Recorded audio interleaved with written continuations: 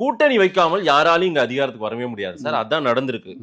இப்பவுமே பெரிய பெரிய கட்சிகள் திமுகவே கூட்டணி வேணும்னு நினைக்கிறாங்க. விஜய்க்கு யாருமே இப்போ வரைக்கும் வர்ற மாதிரி இல்ல. யாரையாவது ஒரு கூட்டணி வச்சாதான் நீங்க 26ல அந்த கனவு காண்றீங்கல்ல, முதலமைச்சர் கனவு, அது போகணும். அதுக்கு உங்களை திரும்பி யாரும் உங்களை வரவேற்றும் பேசல, உங்களை ஆதரிச்சும் பேசல. எப்படி இதெல்லாம் நடக்க போகுது? எந்த எடப்பாடி கூட்டணி வச்சிட்டாரா? திமுக யாரு கூட கூட்டணி வச்சிருக்காரு சார்? பிஜேபி, ஏடிஎம்கே, பிஜேபி கூட சில கட்சிகள் இருக்கு. அவங்க எல்லாருமே என்டிஏ அலைன்ஸ். அண்ணாமலை முதலமைச்சரா? நயினா நாகேந்திரன் எடப்பாடி தான் முதலமைச்சர். இவங்களாம் துணை முதலமைச்சரா?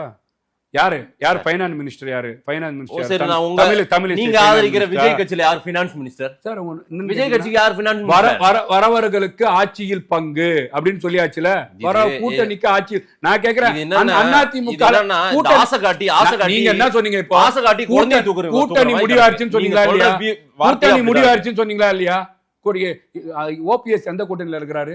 தினகரன் எந்த கூட்டணியில இருக்கிறாரு? ஜான் பாண்டியன் எங்க இருக்கிறாரு? கிருஷ்ணசாமி எங்க இருக்கிறாரு? எங்க இருக்கிறாங்க? கூட்டணி முடிவு பண்ணிட்டாங்களா?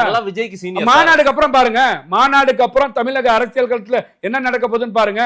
கம்யூனிஸ்ட் என்ன பண்ண போகுதுன்னு பாருங்க. விடுதலை சிறுத்தை ஏற்கனவே திமுக பல மாநாடு பார்த்திருக்குது. சேலம் பல மாநாடு, திருச்சி பல மாநாடு. இது வரலாறே காணாத, வரலாறே பார்க்காத ஒரு பிரம்மாண்ட 30 லட்சம் பேர் கூடக்கூடிய விஜயின் தம்பிமார்கள் தமிழக அரசியலே மாற்று அரசியலாக மாற்றக்கூடிய ஒரு முதன்மை சக்தியாக திகழக்கூடிய விஜய் அவர்களின் மாநாடு. இந்த மாநாடை எல்லா அரசியலும் பாக்குறாங்க.